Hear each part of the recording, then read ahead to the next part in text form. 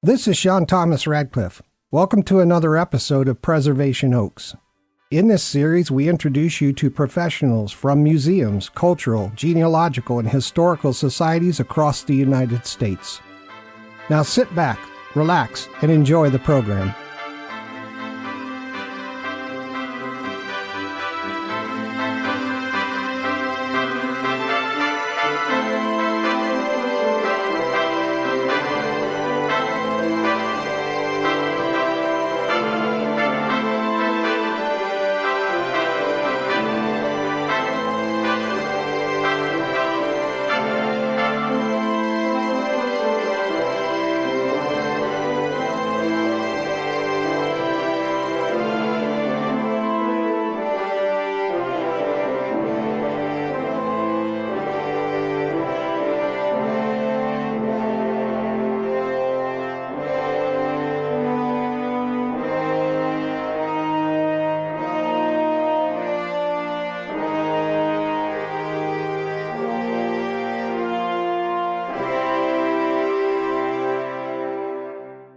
Hey everybody, thanks for tuning in. We've got another awesome show lined up for you today. In this episode, we have the pleasure of welcoming Ms. Holly Cordill, the Executive Director of the Friends of Historic Meridian located in Okemis, Michigan. Established in 1974, the Friends of Historic Meridian is a nonprofit organization dedicated to fostering a deep appreciation for local history. They manage the 8 historic buildings that constitute the Meridian Historical Village, nestled in Central Park, Okemis. The village grounds and nearby trails are open for everyone to explore year-round. Additionally, the historic buildings are accessible to the public by appointment every Saturday from 10 a.m. to 2 p.m. from April through October. This year, they proudly celebrate the 50th anniversary of their founding and mission.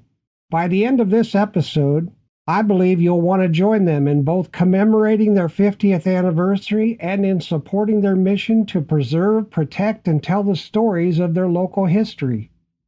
Hey, I'm Sean Thomas Radcliff, and I'm coming to you from Salt Lake City, and this is Preservation Oaks, the original talk program on microstream radio, where we feature information about museums, cultural and heritage institutions, associations, historical and genealogical societies, and history-focused media creators across the United States.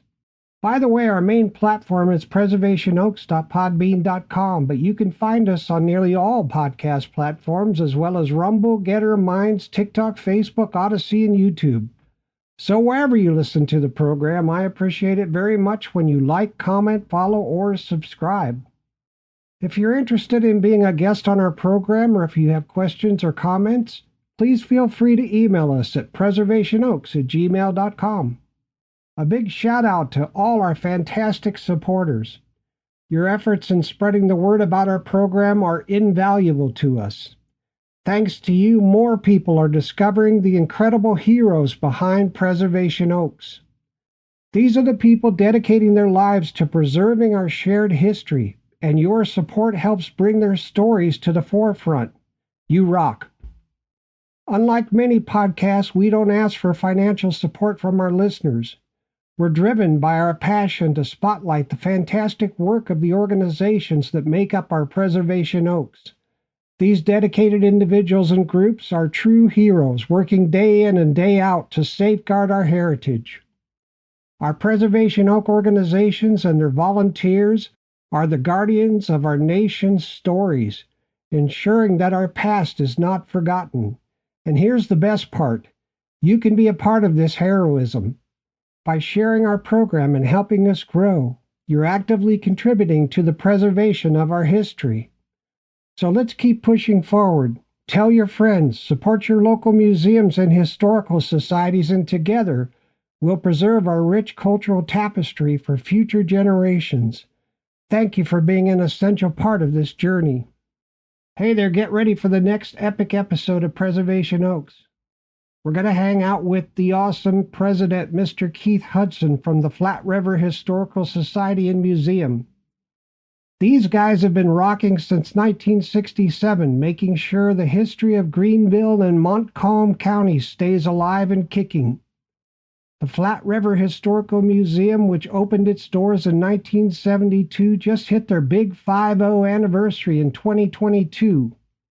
They threw a major party and even snagged the 2022 State History Award for local societies from the Historical Society of Michigan.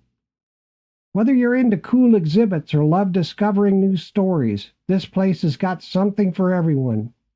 We can't wait to dive into their amazing journey, learn even more about Greenville, Michigan, and check out how they're keeping history fresh and exciting. Don't miss it. Stay tuned for a fun ride. All right, that being said, let's get this show snapping. Now here's a short bio of today's guest. In January 2022, Ms. Holly Cordill was appointed Executive Director of the Friends of Historic Meridian, FHM. The Meridian Historical Village, operated by the Friends of Historic Meridian, is situated just outside Lansing, Michigan. Her journey with the Meridian Historical Village began in 2010 as a volunteer, where she passionately led school tours and special events. By 2017, she had advanced to the role of Education Coordinator, and now she oversees the entire organization as its Executive Director. Holly holds a Bachelor of Arts in History and a Master of Urban Planning with a focus on historic preservation from the University of Illinois at Urbana-Champaign. Her extensive professional background spans community planning, historic preservation, and museum work, including positions at the Michigan State University Museum. Throughout her career, Holly has contributed significantly as a planner and historic preservation consultant in Illinois and Wisconsin. She has also served on various planning commissions across Michigan, including Lansing Township, the City of Lansing, where she was vice chair, and Meridian Township, where she dedicated 11 years. Holly, her husband Todd, have been residents of the Lansing area since 1997 and are proud parents to 2 daughters. All right? Welcome to the program, Holly. Thank you. You're welcome. Thank you, Sean. Thank you for being here. Hey, I want to say congratulations to you and your Friends of Historic Meridian on your 50th founding anniversary. What a great achievement. It is exciting. Generations of people have been involved in the Friends of Historic Meridian, and we owe it to many of those people who saw a need and met it. Yeah, it's just fantastic. What a tradition. Do you have a favorite annual event in Meridian Township? What do you look forward to each year? Well, there is a township festival, and we also have a fall festival, so it's kind of hard to choose. The fall festival is a highlight because the depth of demonstrators and opening doors for the day. In the past, we've had Civil War reenactors here. And if people really want to get deep down in the history of 19th century living, that's it for them. The other one we just finished actually at the end of June. And I guess the reason why I like Celebrate Meridian is besides it is a township-sponsored festival, and it has other events, other activities like children's activities with bounce house and so forth, and beer tents. And it probably brings some people to the historical village who may not otherwise come. Yeah, sounds like a lot of fun. Yeah, it is. We had a musical group perform live. They performed bluegrass, folk, and country music, and it just fits so well into the historical village setting. Oh, fantastic. They're called Acoustic Liberty. Oh, wonderful. And did you have the Civil War enactors this year? They have been part of the Heritage Festival. Okay. And when is that going to happen this year? The Heritage Festival falls on the first Saturday in October. And this year, that is Saturday, October 5th. Okay, fantastic. And do people have to get tickets to go to that? No, they don't. The historical village is actually located in the township park. So while the park is open from daylight hours to the end of the day, people can walk, bicycle, rollerblade the park. So we're located in Central Park in Okemis, Michigan. Yeah, what a wonderful name, Central Park. That's great. Yeah, That's sort of like New York, huh? that's right. That's right. It is also pretty centrally located in the township. So besides the gesture, I guess, to New York, it is kind of part of the population center, if you will. Fantastic. Now, have you explored the historical landmarks in Ingham County? Which one left the biggest impression on you? Well, besides the historical village, which is really the only such thing of its kind in the county, we are about 6 miles outside of Lansing, Michigan. Lansing is our state capital. Yeah. The state capitol building is gorgeous. Fantastic. I remember going into the state capital of Illinois, which is where I grew up as a boy.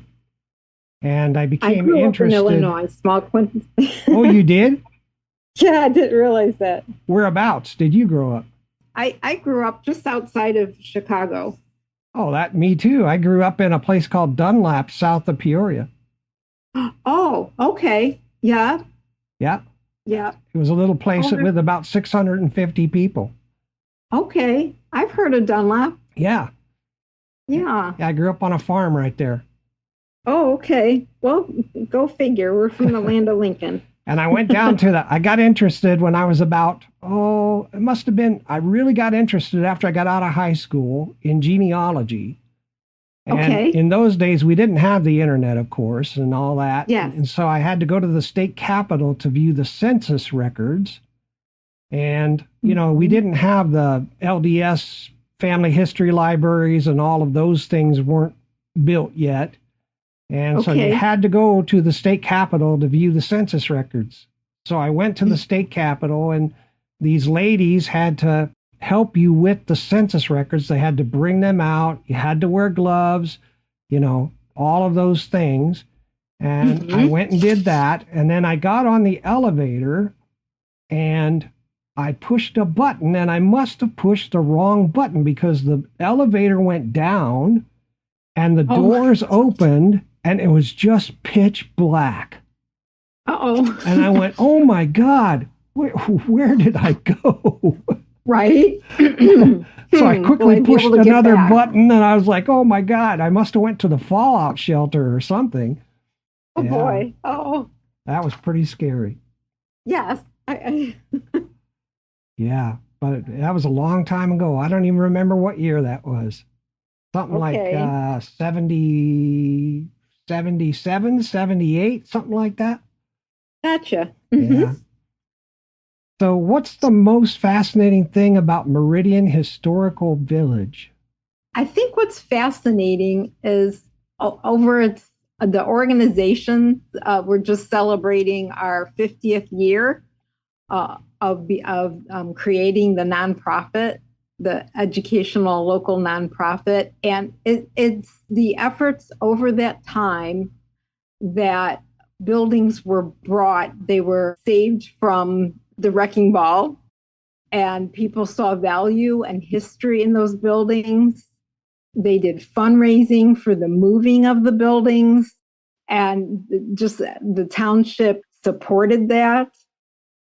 And it's what we have today is 8 buildings. One is a replica of the 1870 church, but it was based on historic plans. But I think that's one of the most fascinating things about Meridian Historical Village. Is the church, what do you call it? The chapel.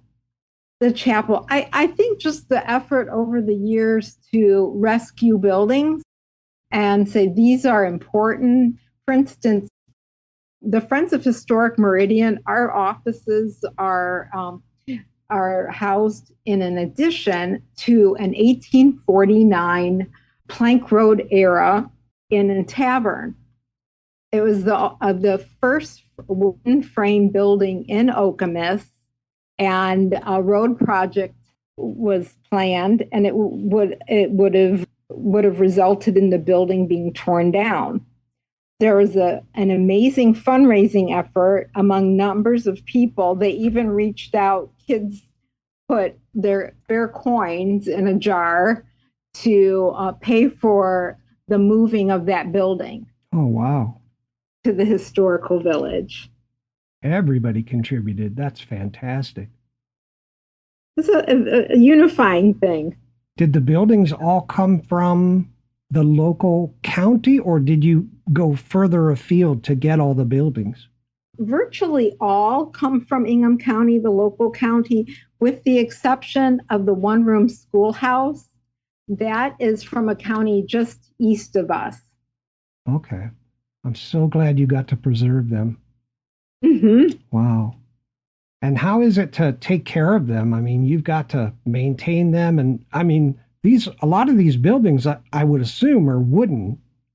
Yes, all but one is brick. So, as you know, wood can deteriorate.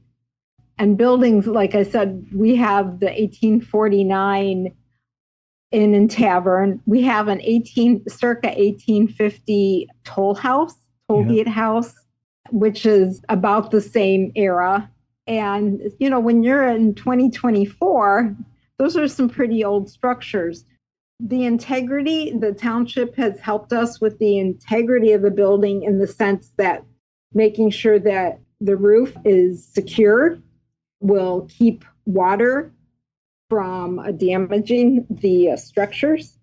So it's been a partnership with the township. Now, did you say all the buildings are brick except one? Oh, just the flip side. All of them are frame except for one building, which is brick. Okay. And even that was moved to the historical village, which... Because if those buildings are wood, then you could get, well, I've heard, I don't know for sure, I'm no expert, but I've heard that certain bugs eat that wood, and it has to be treated in a certain way to preserve it. Yes, you need pest control. Yeah. Mm-hmm. Yeah, and some of those old log cabins, some of the people that I've interviewed said you have to have special chinking and special windows and things like that have to be done on a continual basis to preserve them. Oh, yeah. The log cabins are wonderful resources, but they were only built really as temporary structures. Yeah. And you have to really keep on top of things with it. We had a beetle during COVID that happened to set up residents in the log cabin. Yeah. So that had to be addressed. It was a pretty rare beetle, but it managed to find itself in our log cabin. And in a time of COVID when we weren't in the village much, we also had raccoon families living in the barn. We discovered them when we had one of our when we returned to field trips. Oh my goodness. Oh, yeah. So COVID's been tough on cultural institutions, but we're making our way back. Yeah. My point in asking all that is for people to realize that it takes continual maintenance and upkeep and vigilance to keep these things preserved properly. That's right. Yeah. That's right. So donate, donate, donate. Yes, absolutely. We have support by people becoming members of the Friends. We have support of them making donations. We can better preserve our buildings that way. We can provide enhanced programming through donations, but also people giving of their time to support the Friends of Historic Meridian. Yep, fantastic. Volunteers have to go in those barns and look for raccoons. That's right. Those wily raccoons. Oh, my. Now, can you share some captivating stories from your area's past that truly highlight its character? Well, I find it interesting. Present day, Lake Lansing on the southwest end of the lake is a county park, but its history has been really interesting. In the late 19th century, early 20th century, there was a streetcar from Lansing, the city's capital, out to the lake. It was like a respite, a place to cool off, to enjoy the lake. It also was home to a spiritualist camp in the late 1800s for a period of time. Then it was turned over to a camp. We have a bit of automobile history here in Lansing. Ransom E. Olds started out here, and that's what was Oldsmobile, part of GM. Okay. Ransom E. Olds had a summer home on Pine Lake, as it was known then. Wow. A lot of history there. There is, and it's interesting to see how that's developed. During Prohibition, there was a speakeasy in the middle of the lake. Well, I assume there's an island there, right? Well, I think it was actually probably somewhat of an island, but it was built on piers. Oh. Well, like a sandbar. So they could see the police coming if they were coming on boats or something. That's right. And so you do away with your beer bottles by, there was like a pulley system that they could use to lower the beer bottles. Oh my goodness. People are so creative. They are. They're resourceful. Oh my goodness. Okay, so speakeasies and Mr. Oldsmobile. That's right. Ransom Oldsmobile. Yes. Wow, fantastic. In fact, I had an opportunity this summer to ride in one of his curved dash vehicles. Yeah. Yeah. In 1997, it was the 100th anniversary of Oldsmobile. Yeah. And the group still meet, Oldsmobile owners still meet on an annual basis, and had an opportunity to ride in one of those vehicles. Wow. Kind of cruising speed is about 25 miles per hour. Wow. Now, do you own an Oldsmobile? No, there was a gentleman who he and his father bought one about the time of that 100th anniversary of Oldsmobile, and he's returned to these annual get-togethers of Oldsmobile, and he was offering rides, and I took him up on the offer. Oh, okay. I don't think they make Oldsmobile anymore, do they? GM discontinued it. Yeah. I would say in the early 2000s. They discontinued Pontiac too, I think. That's right. I think that was about the same time. Yeah, okay. Because it used to, it was BOC, Buick, Oldsmobile, and Cadillac. They still have Buick and Cadillac. We have some plants in our Lansing area, but yeah, Oldsmobile was discontinued. Oh, that's too bad. Yep. Yeah, that was a good brand. Yes. Well, I guess the market just couldn't take it with all the foreign cars coming in. That's right. And I think there was also an era of brand loyalty.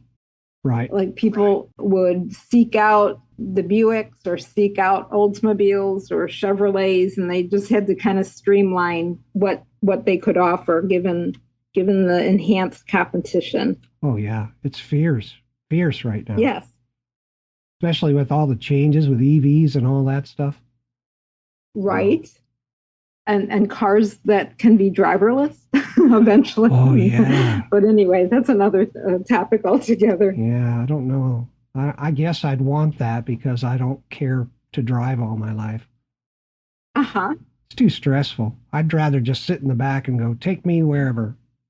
And there you go. Yeah. Now, how did Okemis come to be, and what pivotal moments in its history stand out to you? Well, Michigan was part of the Northwest Territory. Development along Michigan was along waterways, Lake Michigan, Lake Superior, or Lake Huron. But the interior of the state was dense forest, was densely forested. And that was true of the mid-Michigan area and the Okemis area. Land prices, there was a federal act that did lower the per acreage price in about 1820. A huge infrastructure project called the Erie Canal made it much easier for New Yorkers, people on the eastern seaboard, to settle into Michigan. It still was wilderness, but with the lower acreage costs and the Erie Canal, they had flatboats that people could ride, or they took covered wagons. Most of the residents or the settlers, the white settlers, came from New York State and Massachusetts. Okay. Wow. Fantastic. So the Erie Canal really opened things up. It did. Now, do you think they put those wagons right on the flatboats and came through the Erie Canal? Or did they buy them later? I've seen depictions of them, and I haven't seen any artist depictions with a covered wagon. Yeah, that might be too much. I think it may have been. Yeah, I don't know how big that canal was, but I know it was probably pretty difficult to build. Oh, sure. Took numerous years. It was completed about 1825. My goodness. And that's all with horses and stuff. I don't even know if they had steam power back then. I suspect you're right that it was horse-drawn. Wow. Tenacity. Yeah, isn't it? Yeah. Now, what unique aspects of your town's heritage present you with challenges and opportunities for preservation? Well, Meridian Township, which we're located in, it had changed, of course, over the years from wilderness to, in the 19th century with white settlement, there had been natives traveling on a regular basis, fishing and gathering and hunting. But in the 19th and into the 20th century, early 20th century, it was largely agricultural. There wasn't, until later, there wasn't a school beyond the 8th grade. You had to go to East Lansing to finish high school, to finish your education. It would take you from 1st grade to 8th grade. Now we have a growing, which is a positive, we have a growing township. Township's population's probably hovering about just shy of 47,000. Mm-hmm.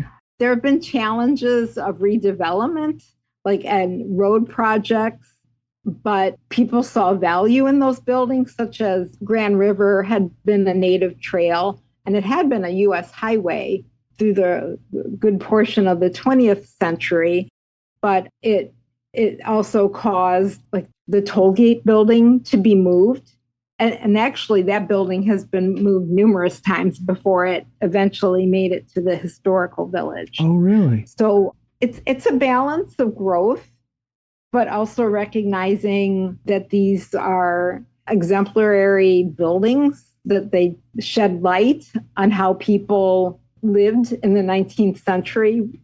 Yeah, absolutely. Do you have your eye on any other properties in the area to move to the historic village? Not at this time. One of the more recent ones, Chapel Building, was constructed in 2005. The board at the time thought that would kind of fill out what they sought after, and it also serves as a rental for weddings and other occasions. We do have some wetlands to consider to the west. There would be room to add, but at this point, we're not actively looking.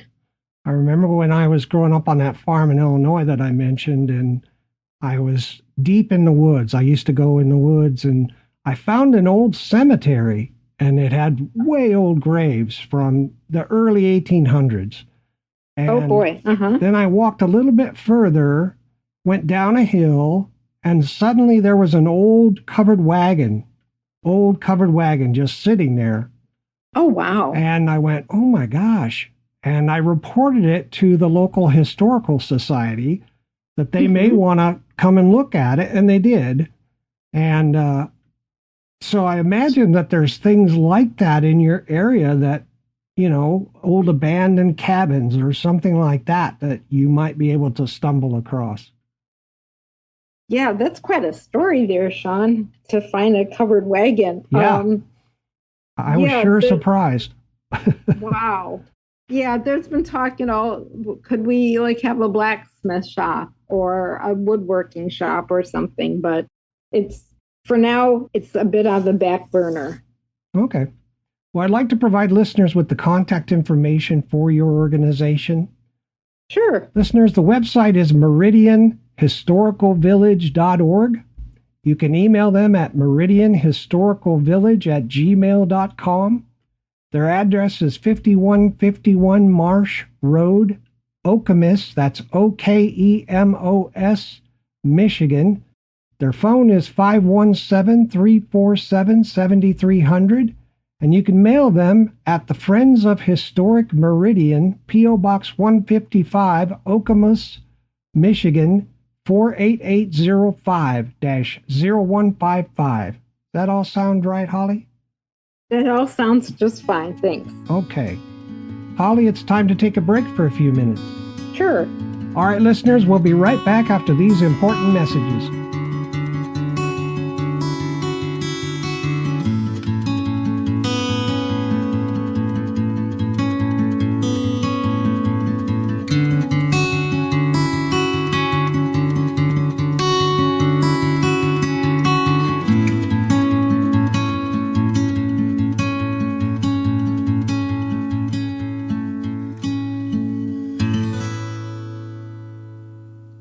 Looking for a way to give back and be part of history? Join the Friends of Historic Meridian. They're on the lookout for passionate volunteers to help preserve the rich heritage of Okemis, Michigan. Step into the past at the Meridian Historical Village and make a difference in your community. Whether you're guiding tours, helping with events, or maintaining our historic buildings, your efforts will help keep our local history alive. Visit us online at meridianhistoricalvillage.org to learn more about how you can get involved. Have questions? Email them at meridianhistoricalvillage@gmail.com or give them a call at 517-347-7300. Come for a visit at 5151 Marsh Road, Okemis, and explore how you can be part of their story. Join the Friends of Historic Meridian today, where history and community come together. This is Catherine Maguire. I'm a friend of Sean Thomas's. We often discuss how difficult it is for some societies to complete research requests. Regardless of where you're from, or which historical or genealogical society you're working with on family research, proper etiquette is important.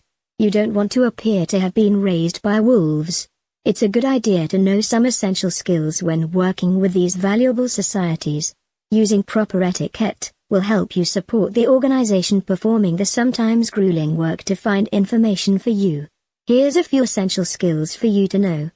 Number 1, if you're communicating with a historical or genealogical society and asking for their help in finding information about family members, pay close attention to their policies and take cues from them.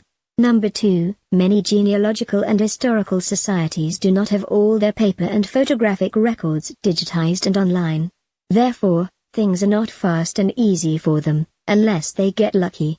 Many times, the society relies on the skill and knowledge of volunteers. They often comb through filing cabinets, books, directories and newspapers to find information you're seeking and information that will be valuable to you. This can take hours, days, and sometimes weeks, depending on what you're requesting. Be aware of this effort. It is often invisible to you but quite real. Number 3, regardless of the official policies, which are generally very low cost. Whenever you make a request to a society, please donate liberally to help cover the cost of the time it takes to complete the research, make copies, mail information to you, and so on. Number 4, if the society finds information that helps you, and from that, you know your family lived in the area, then good etiquette is to join and become a member, and then to donate regularly. You can always use Amazon Smile. Doing this causes automatic donations to flow to the society as you shop. As a member, you often receive discounts both on the books you may need, as well as additional research from the society. If you live in the area, it's a good idea to volunteer. That way, you can get to know the records and the history of the area. Having this knowledge will greatly improve the outcomes of your research. Number 5, whether the research is fruitful or not. Always send a thank you note or card in the mail, and don't wait more than a day or two after research concludes. Address the society, and thank them for the work they did and the information they sent, or just for trying hard to find something of value for you. Then add another short, positive comment to show your appreciation. Your note may be brief but heartfelt. It's easy to have good manners. These basic rules are just common sense. Ta-ta for now, my friends. I want to tell you about the wonderful, dedicated volunteers at your local museum, historical, genealogical, cultural, or preservation society who, in spite of the daily grind, are doing so much. They help maintain the grounds, the gardens, then the records, the exhibits, the lectures, the school trips, the historic reenactments, and the events. The volunteers at your local society make all the difference in the world in collecting, saving, preserving, and sharing your local treasures and the stories about them. Volunteers from all walks of life and with all manner of expertise come together to help by being docents and creating exhibits to showcase your history. Volunteers research and document how your area grew through the years, how the streets were named, and how people of all orientations and backgrounds managed to create a cohesive community. Volunteers identify and maintain the architectural grandeur in your area, and how to just have fun here. And now they're working hard in the 21st century to attract and inform a new generation through the use of technology, social media, and websites. Why do volunteers keep working so hard for these goals? The answer: they've learned the tried and true lesson that telling the true stories of our past about local people helps us understand our place in our community and to not repeat past mistakes. Stories from the past teach us, stories about the present support us, and stories about the future inspire us. We reveal these stories by talking to each other, with our members, our visitors, our neighbors, and people walking down the street. We work together to find the stories, document our past, and share. Exhibits are made from these stories, recordings are made of these stories, research is enhanced by these stories. As a volunteer, you get to greet new and familiar visitors, share time with other interesting and fun volunteers, learn about, collect, and help to convey interesting true stories. Why? Because this work makes a better community and helps to shape our future. Please consider volunteering today as a way to help yourself, your family, and the community. You'll be glad you did. And now, back to the vision of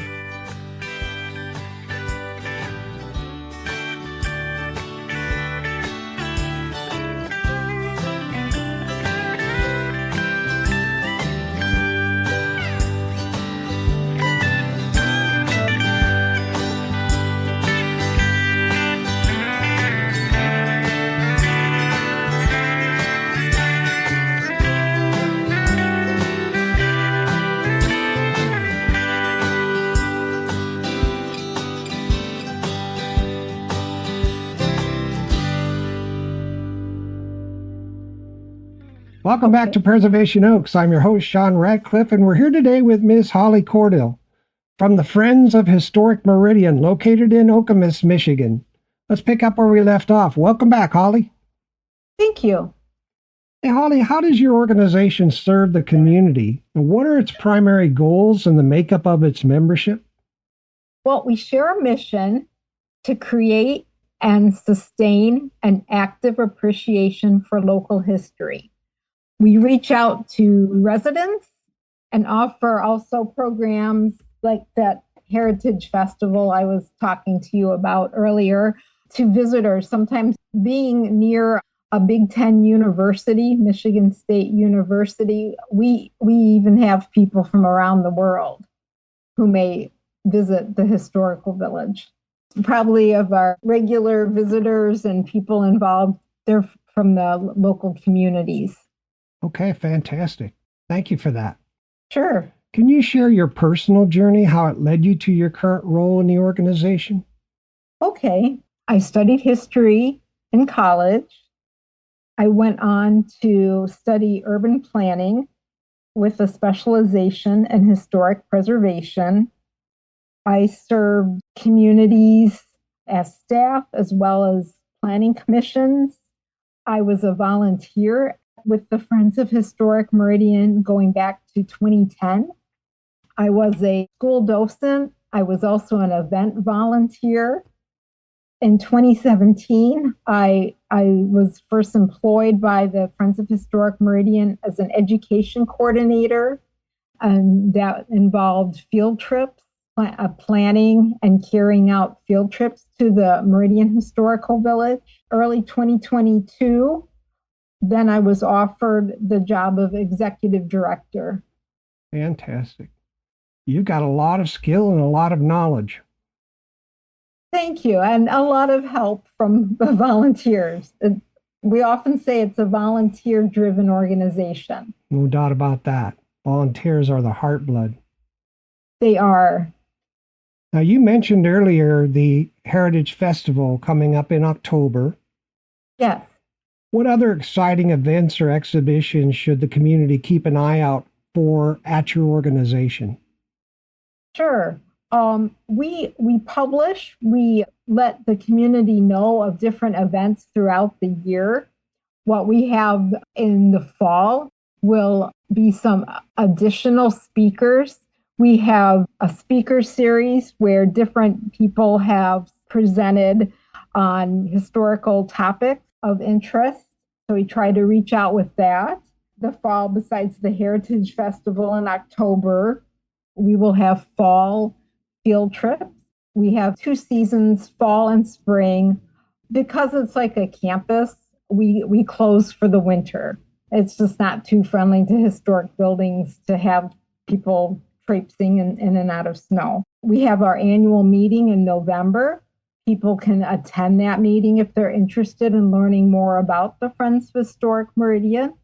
And then come the second Sunday in December, we have Christmas in the Village. And that's a popular way to kind of go back to a simpler time and just to relax and enjoy, see buildings decorated for the mid to late 1800s, 19th century. And in the new year, we plan for the next. The last couple of years, we've had a Victorian tea, and that's become popular again. That's also been a fundraiser. The profits go back into the organization.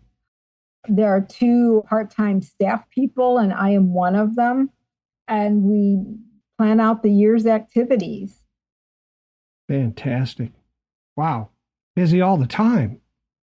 Yeah, one might think that the winter might be a little quiet or dull, but behind the scenes, we're planning.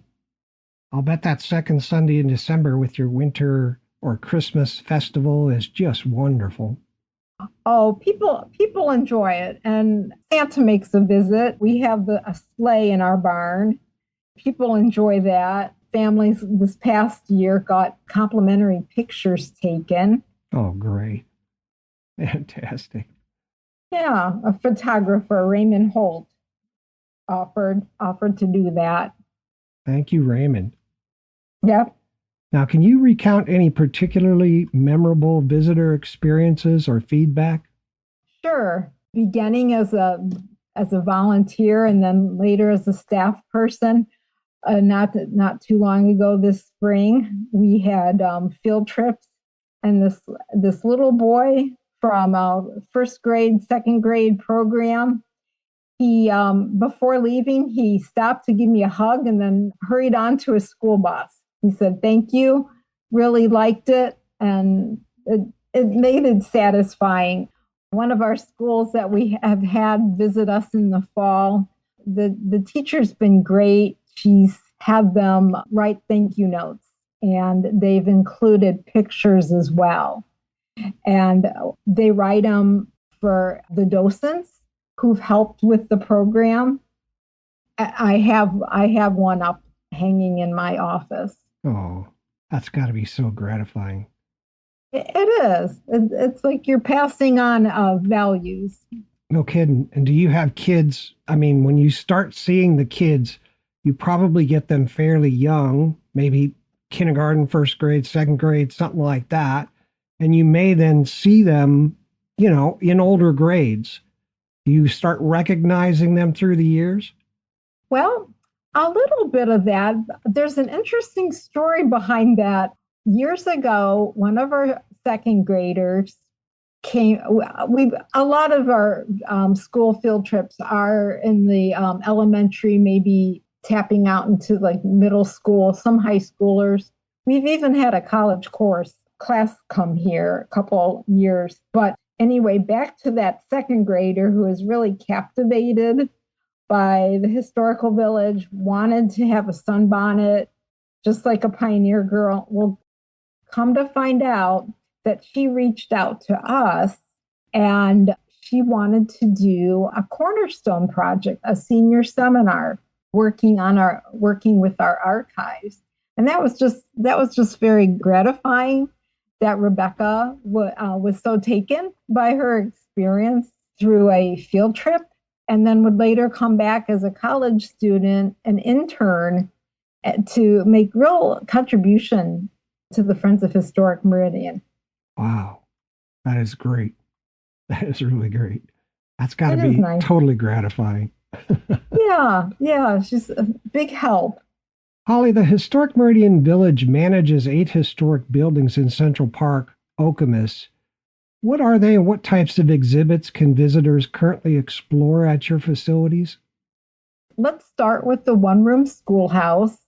This schoolhouse depicts a classroom that served grades 1 through 8 of what a typical one-room schoolhouse would be like. It was built in 1883. We have desks in there. We have McGuffey readers. Docents oftentimes use the slates, which we coyly call Victorian iPads. And it's just a nice kind of historical lab, if you will. Nice. Then the next building is the 1870 replica of a church that was in kind of the second settlement in the late 1830s near the Red Cedar River. And that was, it's interesting story to that. Church members happened to find the blueprints for this 1870 church building that had been used from 1870 to 1969, almost 100 years. And been pretty faithful with that replication. One thing, though, you won't see is like crosses carved into the pews. The thinking was there's a diverse population now living in Meridian Township, and to make people feel at home, that those Christian symbols wouldn't be there. Okay. Then from the schoolhouse, you can visit circa 1850 toll house building and gate. We have a little stretch of plank road, and that is thought to be the only existing toll house building in Michigan. And that you go into that building and it's as though you were a plank road traveler. So people would build roads out of wood and then they would charge tolls for people to use it? The companies would get the rights to build a plank road. Okay. And they would get a charter.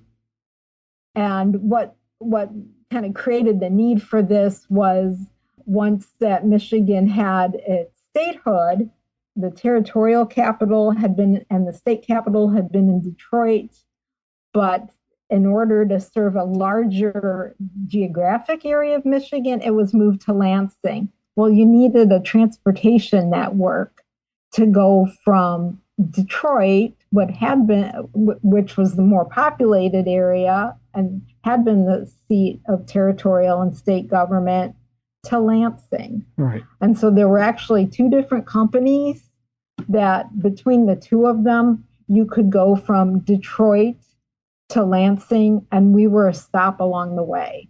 Oh, be darned. Oh, cool. Following that is a farmhouse, 1860s era farmhouse. The interior is as if the family were living there in the late 1880s, early 1890s.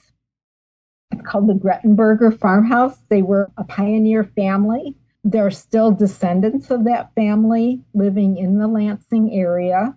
And that building, Meyer store, which is it's a big box store, and they were going to build in that area. So the farmhouse was one of the first buildings brought to this area before it was even designated as a park. It was vacant land. Wow. After that, and we do have a barn. That was Barn of the Year for 2023. Yeah. And that's the 1870s barn. Why it won an award was it's a nice, typical barn. Its integrity hasn't been remodeled much in terms of going off into a different direction of its appearance. But why it won that recognition was how it was adaptively used for educational purposes. Oh, okay. Yeah, I was really, really interested because it won 2023 Barn of the Year from the Michigan Barn Preservation Network. Yes. Very cool. Very cool. And that's because you turned it into some kind of an education facility? That's right. It's part of the historical village, and students visit it. The members of the community visit the barn at events. Nice. Very nice. Then you've got the Barnes House. That's right. And that's that 1849 Plank Road era Inn and Tavern. Our office is a later, of course, much later addition to that building. And that depicts what a Plank Road traveler would find along the way. What was a matter of miles, but could take hours of travel, even days. Right. Yeah. Back then, on who knows how the roads were. Oh, right. Then you've got the general store.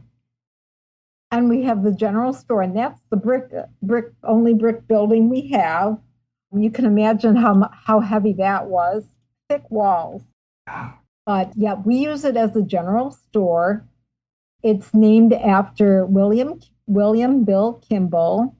He worked for the Michigan State University Extension Services, and along his travels, he would come across general stores, and oftentimes they were disappearing from the landscape, and he would purchase, or he was given some things from these general stores. He held it.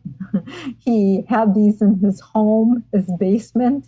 And this building later became available, and it was used, and it's used today as the general store, and it also houses the gift shop. Oh, cool. Very nice. Yeah, go in there, folks. Visit and buy gifts. There you go. Now, is that general store open during the second Sunday in December Christmas celebration? It is. Nice. We generally make it available for all of those festivals, and like the Christmas event, Celebrate Meridian, the Heritage Festival. Very cool. And yeah. And then the final one is the log cabin. Yep. The final one is the log cabin, and that's been relocated to a number of different places before it finally settled into the Meridian Historical Village. It was out in the country, and it had been kind of left, maybe like what you were talking about, Sean, with the covered wagon discovery you had, but someone owned the property, was living in a house, and this dilapidated log cabin was on the property, and he thought to do away with it, but he did allow it to be moved off of his property. A local school district operated it as part of their pioneer education. But, it wasn't just limited to history. They were also taking art classes. It was like a multi-faceted program so that kids could see what it was like living in a log cabin, but also having an appreciation for its history and beauty. Very cool. Thank you for going over those. I appreciate it. Oh, certainly. And all of these buildings, these facilities are have a specific purpose, or they have artifacts and they're furnished and people can tour them and they're just beautiful, That's I right. imagine. Mm-hmm. Oh, fantastic. Now, are there parts of your collection displayed outside of the village, perhaps in other locations or traveling exhibits? Generally speaking, our artifacts are within the historical village in the buildings, but part of our 50th anniversary was to have a traveling photographic exhibit in area libraries. Oh, cool. So is that still traveling now? Yes, I think we could probably place it into another library soon. Oh, very cool. What recent restoration or conservation projects have been undertaken to preserve your exhibits? Besides the artifacts, the exhibits are kind of the buildings, the preservation of these buildings. The township had an architectural firm study the condition of the buildings, and that has laid out priorities to address for the buildings. The township has helped us in some regards, like a roof, but we have made use of volunteers to do some painting projects, some minor repairs, and we're making progress on that list. Started out as critical needs and then down to less serious. Oh, good. Fantastic. You're making progress? Yes, we're making progress. Oh, fantastic. That's good to hear. Good to hear. Yep. Now, if your building were to catch fire, what things would you grab on your way out? Oh boy, God forbid that happen. Yeah. But oh my goodness, I would probably grab some oil lamps. I would probably try to grab some artifacts from the farmhouse and the log cabin. Makes sense. Yeah. Okay, fantastic. Thank you. Sure. How's the organization funded? What are your funding goals for the current year? Well, we're an educational nonprofit based in Okemis. We want to stay in the black, and we do have some revenue streams, such as I mentioned to you, the chapel rents out. We have a gazebo that's often used for weddings as well. The field trips, while they benefit school children, they also provide needed income. Occasionally, grants will help support our work. People's memberships help support our work. Their donations also support our work. The level of a lifetime membership contributes to our foundation that grows interest and predictability for the future so that we can keep this place going. Okay, fantastic. So it's donations from the public. You have rentals of the chapel and something else you mentioned? The gazebo? Oh, a gazebo. Yeah. Yeah. Some also rent out the Barnes house. We have had birthday parties in the Barnes house. That's the inn. So it seems appropriate that you'd have some hospitality there. Some bridal showers, baby showers. Wow, you got a lot going on. We do. Holy cow. That's great. It's a great community place that is just going all the time. That's wonderful. Yeah, yeah. The chapel, by the way, this past weekend was used for renewal of vows. Oh, excellent. Of a couple. Yay. Yeah. That's so great. Okay. So the opportunities are the chapel, the gazebo, the Barnes house for anything you want, because it's a tavern and an inn kind of thing. That's right. The first floor has the tavern. It has a ladies' parlor, dining room, as well as a modern I put in quotes, kitchen. Okay. So food can be served there. Now you also mentioned memberships. Yes. How do memberships contribute to the organization? What options are available for joining? We have different levels of membership. So the Villager's $30. Yeah. We have family and organizations for 50. Okay. But we also allow students and seniors to pay 20. Okay. We have corporate at 100, but that's just a minimum. They can go beyond that. And oftentimes people do include some sort of donation in their membership. Right. We have supporters at 175, and then that foundation membership at 1,000. Oh, and that's another thing that's a starting point. Okay, fantastic. That all supports you. And people that join, what do they get as far as benefits? Gotcha. They get a periodical newsletter. They have discounts, some building rentals. They Cool. also have 10% off at the gift shop. Fantastic. Wow. That's nice. Mm-hmm. And I can join right from the website if I understand it correctly. That's right. Yep. And I can use my credit card, or I can use PayPal, or whatever I can do. That's right. And you could stop by the office if you like, or you can mail it in as well. Oh, fantastic. That's great. And I hope everybody does that. Mm-hmm. Okay. On that membership form, it's contact me about volunteer opportunities. So if you're interested in volunteering, it can be a more public fronting capacity, such as school or event docents, but it could also be behind the scenes as well. Oh, right. Yeah. And that's real important. It is. Volunteer-driven organization. Absolutely. Holly, I'm sorry to interrupt, but it's time for us to take a break for a few minutes. Sure. All right, listeners, we'll be right back. Okay, thank you.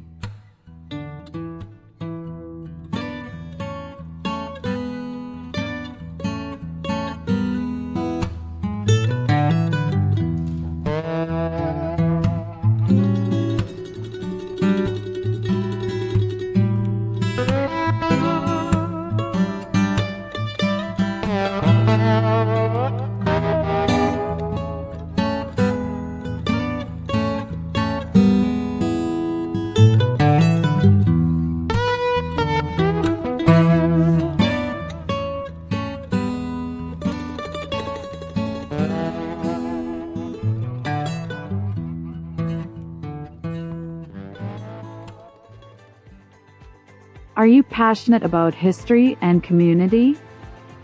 Join the Friends of Historic Meridian and become a part of preserving the local heritage.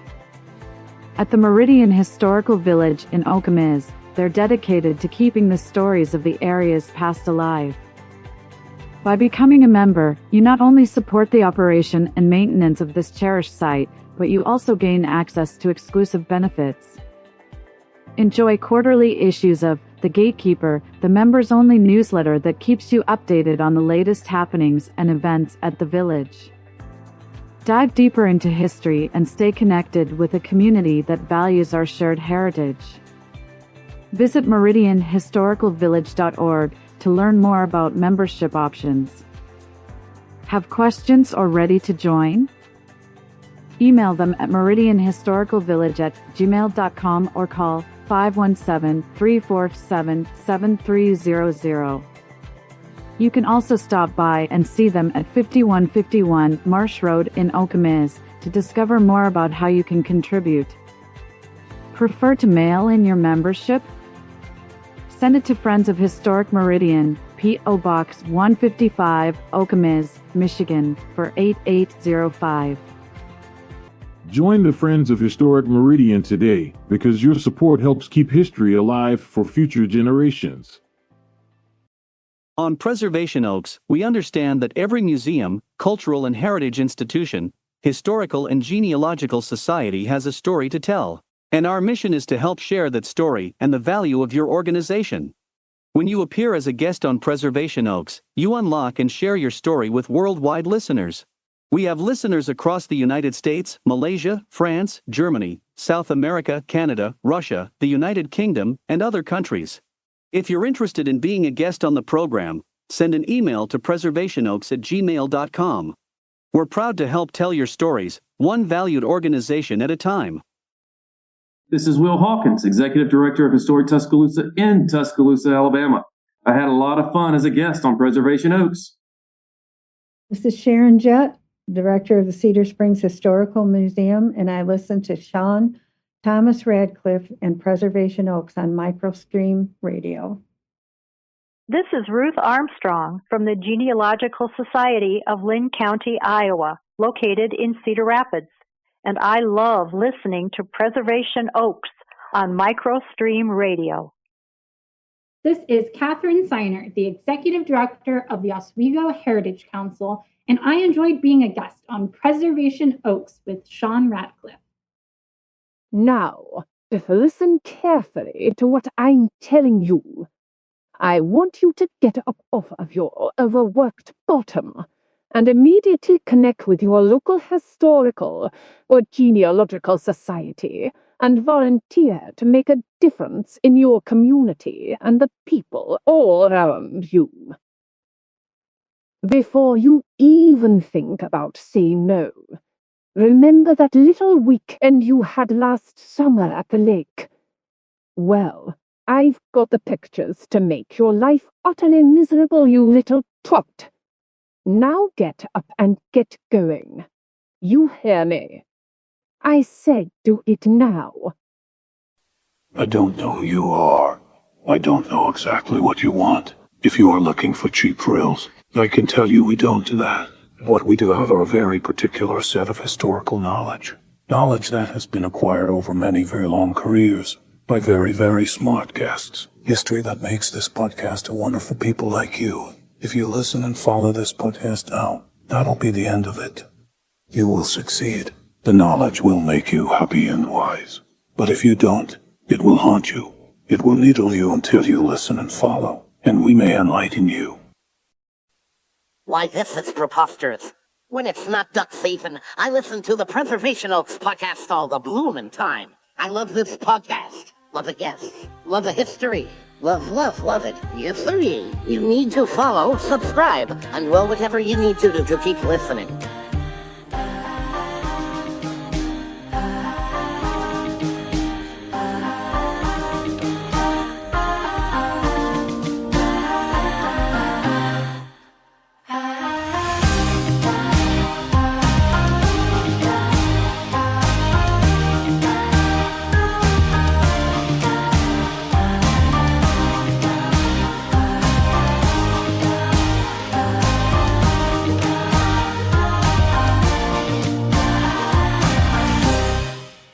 Welcome back to Preservation Oaks. Today we're joined by Ms. Holly Cordill from Okemis, Michigan.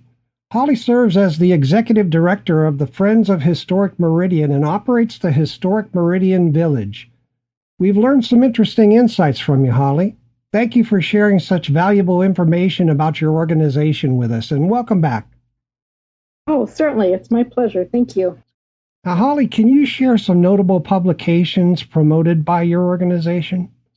Okay. A retired executive director by the name of Jane Rose wrote something on Meridian Township, and it's part of the series Images of America through Arcadia Publications. That's something that we promote. And we have a small library, a small reference library, and another source of information, for example, is by Evelyn Raphael. It's a history of the Hazlitt, Lake Lansing area, Meridian Township. Okay. There were also studies in the 70s, and that's kind of what stirred people's recognition that a group would need to identify a significant buildings. And that out of that Historic Structures Committee came basically the Friends of Historic Meridian. Oh, cool. Very cool.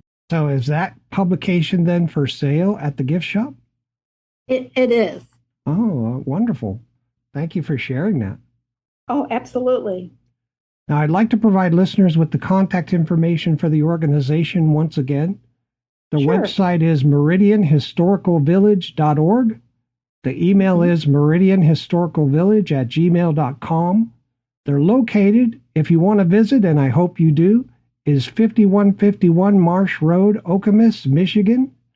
You can phone them at 517-347-7300. You can mail them at Friends of Historic Meridian, P.O. Box 155, Okemis, Michigan, 48805. Holly, what features or resources can visitors explore on your organization's website? We've mentioned that you can join and become a member, but what other features are available? Well, they can learn about building rentals. They can learn about registration for our summer camp, which is coming up the first full week in August. So they can sign up for that. Teachers can sign up for field trips. You can learn about our building, how to reach out to us, book your wedding. You can learn about what events we have. We have a Beer in the Barn event. That's part of our 50th anniversary celebration. And that's coming up August 15th. All right. So those are the kind of resources. That's a lot. That's great. Uh-huh. Yeah, you have a really nice website, by the way. Oh, thank you. So I encourage everybody to go there, learn what's going on, support this organization. It's well worth your time and your support. Thank you. How can people best support your organization financially? What are the available donation methods? Oh, sure. They can stop in. They could mail it to our P.O. box. They can, and you pointed this out, they could donate under the Become a Member. They can volunteer. Great. Thank you. Mm-hmm. What strategies are you using to attract and involve young talent and their skills in your volunteer efforts? We have volunteer open houses, and we have them on a weekday and we have them on a Saturday. Kind of accommodate, try an attempt to accommodate different people's schedules. I noticed that you have volunteer workshops. Yes. Yeah, that's different. I don't see many historical societies actually publishing that, on their calendar and that kind of thing. That's really nice. Oh, good. Yeah. We want to equip people, especially our school docents. We have background information, like curriculum that they can follow along. It's not a cookie cutter approach, though. People have their own styles, if you will, of bringing that information forward to students. We encourage new volunteers to shadow more experienced school docents, for instance. Right. Are you doing anything with local colleges to attract history students or any of that kind of thing? I mentioned to you about Rebecca, yeah, who was a second grader years ago and then actually had two internships. One was a short-term, month-long intern who helped with our spring field trips, and then a senior seminar. And the Department of History at Michigan State University has been kind to share with their students about our internship opportunities. And they've put us in touch with people who are interested in internships or volunteering. Oh, that's great. Now, what current projects or needs does your organization have that the community can get behind and support? Oh, good. That is an excellent question. Well, we do have the archives, and that intern I mentioned to you about, Rebecca, who had experience working at the university archives. It's not something that you can check it off and say you're done, because other things need to be entered into that archival system. So if someone has that expertise, and actually it's pretty straightforward, people can be trained to do that. The archives is something that can really benefit from volunteer help. And we currently have an intern. Her name is Sydney, and she has taken the guide and started to enter in or write the information that then can be added for information to be added, such as our newsletters. or our meeting agendas from past years. So you're cataloging all of your ephemera, all of your documentation, all of your artifacts, those kind of things? Yeah, somewhat of a paper trail. Okay. Our artifacts, that's another thing. And that is ripe for help too. Okay. In the future. Given a person with the right interests in that. You've got a lot of opportunity for people who enjoy cataloging, taking pictures. That's right. Documenting, working with computers. Exactly. Okay. We would like to get it digitized at some point. Are you working with Past Perfect or something like that? I have heard of other groups using that. It's something we may seriously consider. Okay. There's a couple of Past Perfect isn't the only solution. There are a couple of solutions out there. Right. And I'm no expert by any means, but there are curators and archivists out there. There's an organization, Archivists of America or something like that. There's an archive. I see them on Twitter all the time. They might be able to recommend something. Okay. Yeah. I'm just now looking at our list of volunteer opportunities, and this is probably not a complete, but it is on our website, some job descriptions that if someone's interested, they can find out more about it. And like we mentioned earlier, if you volunteer 10 hours, you're given a free annual membership. Yeah, fantastic. Plus 10% off at the gift shop? That's right. And some incentives to rent buildings if you're so inclined. Oh, yeah, fantastic. So roll up your sleeves, dig in. Plenty of work. There you go. Plenty of work to do. All right. Thank you for that, Holly. Sure. Thank you. How do you believe we can inspire the current generation to stay engaged with history and community support? I hope that we can make it relatable. And of course, things look different in history, but a lot of our human interactions are the same. I mean, we come from families and we engage with families, and like even from the youngest to the oldest when they visit homes. We've had people from India comment that our log cabin brings back memories, which I find it to be an interesting comment that maybe I did not expect to hear. Wait a minute. What did you say? We've had people come from India. That's right. And the log cabin has spawned memories for them? Yes. Our pioneer log cabin or other log cabins they visited in the United States has brought about memories that they had from India. Wow. Okay. That's unusual. It is. I'm kind of thinking maybe it's burning wood to heat, or maybe not so much in that climate, depending on where you are, or to cook. Maybe it's the one room living. Oh yeah. Arrangement. Yeah. Okay. Wow. The porches can keep you cooler. Yeah. Where you locate doors, we have in our log cabin we have 2 doors, and there's a nice breeze. It's situated on a hill, and at our last festival, it was kind of, your typical summer day. It was kind of warm, but boy, you went into that log cabin and you could kind of catch a comfortable breeze. Oh, it's nice.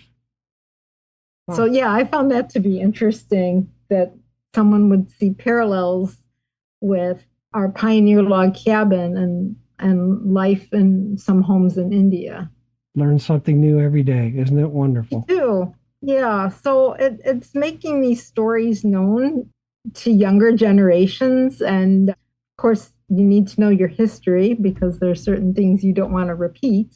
But on the more positive side, you want to have an appreciation of these people's tenacity to carve out a living, because it was in some ways, it may have been easier to stay put, but maybe their options were limited through different reasons, and they took a gutsy move, and that's something to admire. Yeah, absolutely.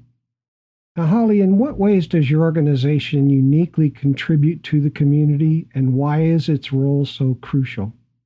Well, we're the only historical village in the county, and we have an interesting variety of building types. The two houses, a commercial building, a toll gate, and trying to share the value and what life would have been in the late 19th century, mid to late 19th century, and why that matters. Yeah, at some point, as time goes on, you may be moving a 20th century home onto your property.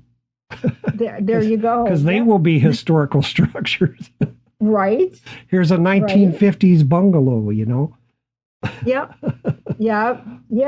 I mean, and just general history circles or architectural circles, mid-century, mid-20th century has gotten popular. Yeah, absolutely. Fantastic. Yeah, to think of it. The workmanship, yeah. That's become history now. Wow. Yeah. Oh, gosh. I'm getting old. One of my recollections of really one of a treasure in Michigan is the Henry Ford Museum in Greenfield Village. And at the Henry Ford, there are different vignettes, rooms, and for different eras. And it's like, goodness, I can relate to some of those artifacts. Yeah. I was just talking to someone the other day whose first telephone was a crank telephone, and they can still remember it. Yes. I was like, oh my God. Right. The long and short. Yeah. Exactly. Party lines. Party line. I had a party line when I was a kid growing up. Okay. Yeah.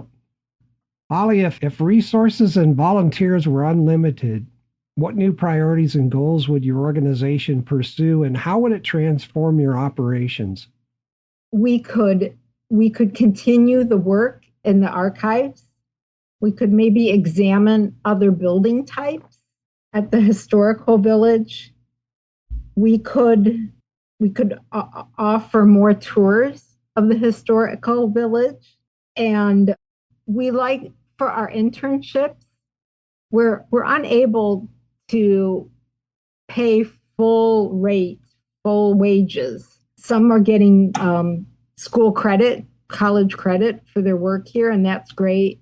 But it's also nice to be rewarded, and sometimes a necessity, especially how expensive college is. Yeah. If we had unlimited resources, like an endowed scholarship fund, we could have that for interns.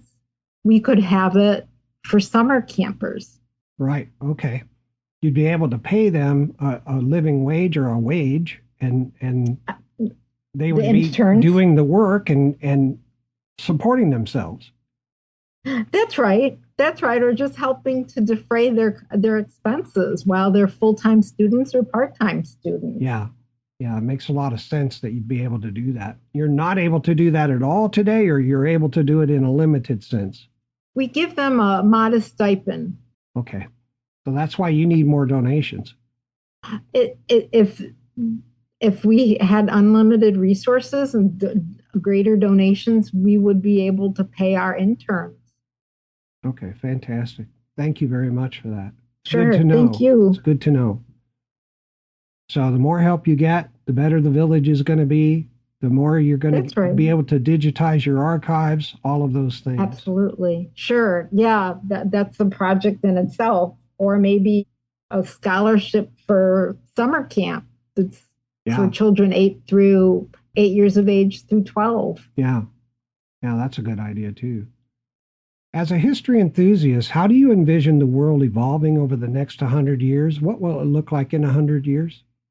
Wow. Yeah, we were kind of joking about homes from the 20th century or 21st, what vehicles will run on. I had a daughter when she was young. She said, well, Mom, how about leaf power for automobiles? Well, that might be a way. Leaf power? That we get around. LEAF power. As in leaves from trees? Yes. Oh, there's plenty of them. It's renewable. Oh, my goodness. I never thought of that. There you go. Oh, And just how we communicate, it's amazing. Yeah. People in their mid-20s, boy, they went from cassettes with that and books that could read those books out loud to CDs to streaming. It's definitely the information age, and I can only imagine that getting more so. Well, thank you for that. I appreciate your comments. Oh, sure. Is there any additional message or important information you'd like to share with the community or your members? Even if you volunteer an hour or two, we appreciate that. There's not a minimum level of volunteering. If you're an active volunteer, you're the one who decides to volunteer. You're not given a schedule and having to find a substitute. You're the one who looks at your calendar and see what you can do. We appreciate that. We appreciate those who remember us, such as like our year-end requests, our 50th.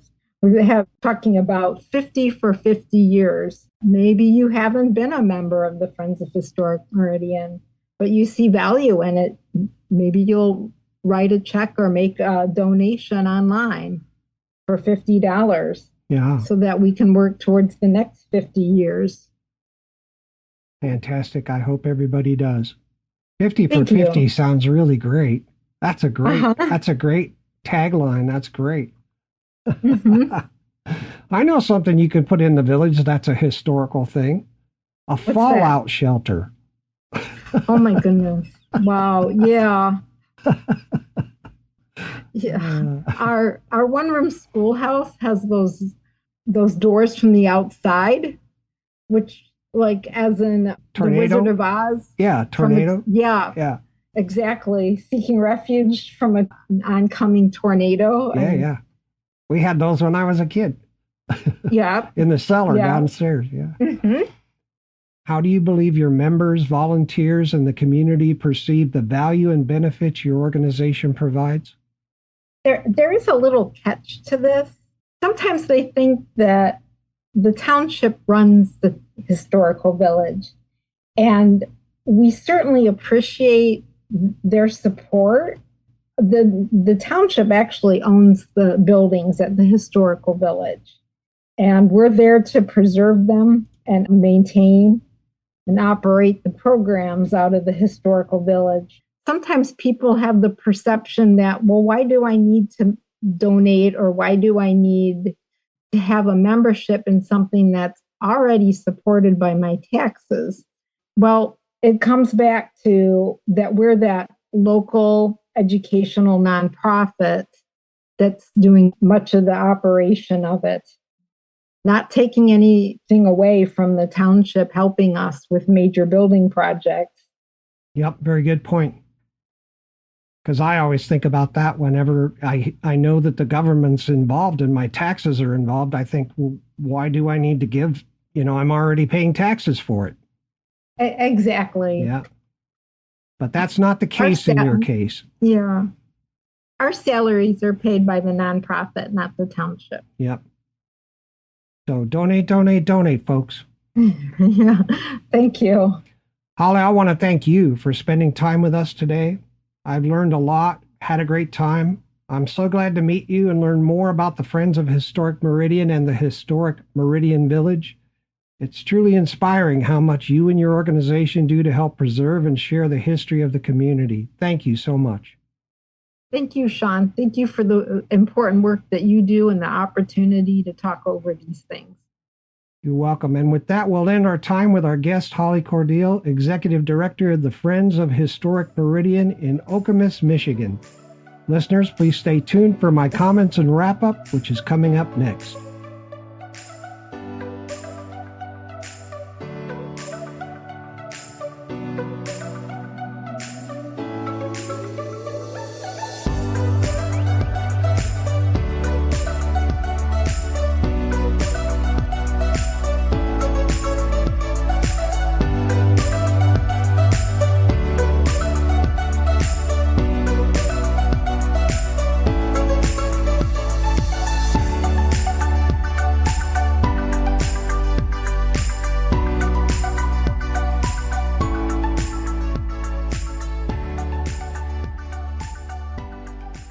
Hey, thanks everybody for joining us for this episode. We had the distinct pleasure of hosting Ms. Holly Cordill, the Executive Director of the Friends of Historic Meridian located in Okemis, Michigan. Holly is an exceptional, experienced, dedicated, and knowledgeable individual. Her passion for preserving the history and heritage of Meridian Historical Village is truly inspiring. Today we delved into the unique beauty and significance of this historic site, which holds a special place in the heart of our country. The Meridian Historical Village, situated in the heart of Okemis, is a gem with 8 historic buildings that vividly tell the story of the area's rich past. This year marks a milestone for the organization as they celebrate their 50th anniversary. It's a testament to the dedication and hard work of Holly and her team, as well as the community's unwavering support. During our conversation, Holly shared captivating stories about the village and its historical significance. One of the most fascinating aspects, according to Holly, is the tremendous effort involved in relocating various buildings from across the area, county, and township to the village. The community's support in rescuing these buildings and helping to complete the monumental task is truly remarkable. I can't help but wonder why the Meridian Historical Village couldn't become the architectural heritage village for the state of Michigan. Given its central location near the capital, Lansing, it seems like the perfect spot. In our country, we relocate aircraft, ships, and machinery to museums. Why not have a place dedicated to preserving historical architecture? Imagine a place where buildings representing our architectural heritage can be preserved, visited, and used for educational purposes. I believe it would be a tremendous asset to our nation and to the state of Michigan. Looking toward the future, there's a potential for the village to grow. Wetlands to the west of the village could be incorporated, allowing for expansion and the addition of more historic buildings. Most of the structures currently in the village date back to the mid-19th century. Preserving these buildings is a labor of love that requires significant time and money each year. That's why public donations are so crucial for the Friends of Historic Meridian. Regular maintenance cycles are essential to keep these structures in good condition. One of the priorities for the Friends of Historic Meridian is cataloging the paper ephemera and artifacts in their collection. This is where you can make a difference. Volunteers and donations are desperately needed to make this happen. Interns who assist with this important work need to be properly compensated. Your donations can help ensure this vital work continues. Additionally, donations are needed to provide scholarships for summer camps. These camps offer children invaluable opportunities to learn and engage with history. By donating, you can help make these experiences accessible to all children, regardless of their financial situation. The Friends of Historic Meridian offer a variety of volunteer opportunities, which you can find listed on their website. Whether you have a specific skill or just a willingness to help, there's a place for you. So roll up your sleeves and dig in. There's plenty of work for everyone, and every contribution, no matter how small, makes a big difference. Thank you once again for tuning in. We're grateful for the insights shared by Holly Cordill and for the incredible work being done by the Friends of Historic Meridian. Let's all come together to support this wonderful cause and ensure that our architectural heritage is preserved for generations to come. Until next time, keep exploring, learning, and supporting your local history. Now, one last time, I'd like to provide listeners with the contact information for the organization. Their website is meridianhistoricalvillage.org. You can email them at meridianhistoricalvillage@gmail.com. Their address is 5151 Marsh Road, Okemis, Michigan. You can phone them at 517-347-7300, and you can mail them at the Friends of Historic Meridian, P.O. Box 155, Okemis, Michigan 48805. If questions occur to you and you'd like more information, please connect with the organization via the contact information provided. If you're a listener in the area the organization serves and you're not already a member, please consider joining and supporting them. I hope this information helps the audience understand how valuable the organization is to the community and what kinds of excellent services they have to offer to their members and the public. I'm sure you agree with me that the Friends of Historic Meridian is truly one of our nation's preservation oaks. Okay, that's a wrap for this episode. Music used today is from Cymbalbird, Fat Bunny, the 126ers, Chris Hagen, Crazy Tunes, Gentle Jammers, and Scott Holmes. Microstream Radio is a registered trademark. You can visit us at www.microstreamradio.com. This broadcast is owned and copyrighted by Microstream Radio. It cannot be rebroadcast, downloaded, copied, or used anywhere without the written permission of Microstream Radio. Thanks to everybody for listening. This is Sean Thomas Radcliff. We'll see you all next time on Preservation Oaks. And until then, keep on giving and keep on living the good life.